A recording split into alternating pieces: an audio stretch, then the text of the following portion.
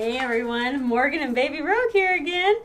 So I am here in this little stone shelter that is here at a park that we're camp hosting at. And it's a lot cooler in here because of the stone and the wind is coming in through the openings. It's really, really nice. It's not a super hot day today, but it's going to be a little warm. I know you can't tell by the long sleeves here, but it's not humid today. It's wonderful. But anyway, I just wanted to talk very quickly about surviving without air conditioning.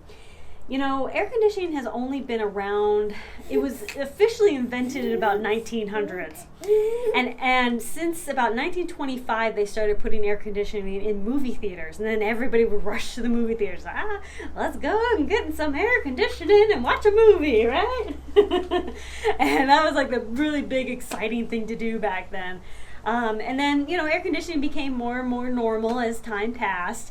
But, you know, in the United States, there are still so many places without air conditioning, and people live in primitive places like this. I'll show you I'll kind of walk through here in just a minute. Primitive places like this that, you know, maybe, you know, will have windows and you know, doors and things like that, but they don't have air conditioning. They don't even have you know, window units. Okay, they have nothing, and they're living in 100+ degree weather areas. So anyway, there are still places in the world right now that have no air conditioning. And let's forget about the fact that air conditioning wasn't even around for thousands and thousands and thousands of years before air conditioning, you know, our modern air conditioning was invented. Now, I will say that there used to be some primitive air conditioning for like the elite and, you know, royals and things like that back in the day. But again, that was for like the elite and royals. People have lived in really, really hot weather conditions forever, and they still do live in hot conditions without air conditioning. And I'm bringing up this topic because I was reading a comment on somebody else's video about how they were saying that when the lights go out and there's no air conditioning, they're going to move south. You know, they're going to move north because they live in the south. They live in the south, that's right. And they wouldn't be able to handle it without air conditioning, and they would have to find a place with air conditioning or move, not just or, but and move north. That's right. She's telling us. She knows. So it kind of baffled me. You can acclimate to your local weather. Think about all those like Alaskan shows or whatever that you've always watched, and people are like, you know, they're saying it's like, oh, it's like -5 degrees, and they're like, you know, in like t-shirt, and like maybe they have like some pants on or something, right? And they're like, it's hot out today.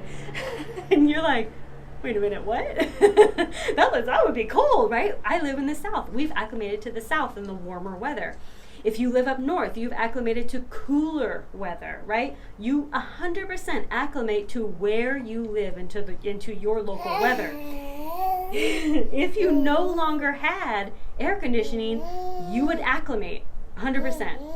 You would be sweating, you would be manually fanning yourself, and you would be finding shade, and you know, you would be spending time in the shade, and you know, finding ways to maybe make primitive ACs. Like a swamp cooler would work for non-humid areas, but a swamp cooler wouldn't work for humid areas. And there's lots of other types of primitive AC that you could build for temporary purposes, or, you know, short term, you know, I'm going to turn on this primitive AC for the hottest part of the day or whatever, you know. You could have battery powered fans if you'd like, you know. Battery powered fans work good. You could probably hook up some fans to solar power, you know. I mean, there's lots of different ways that we could try to cool ourselves down, but air conditioning's not like something that I think is a deal breaker to survival, right? You may have to drink more water, procure more water, purify more water, you know, that kind of thing. But you're going to have to do that anyway, whether you have AC or not. You know, you have to stay hydrated all the time. This cool little shelter is so cool in here because of the brick. It's nice. Make a little fire there. Has a little door. Has some windows there. Totally cover those up if you needed to. Has a little window there. It's really nice. It's blowing some really nice air through here.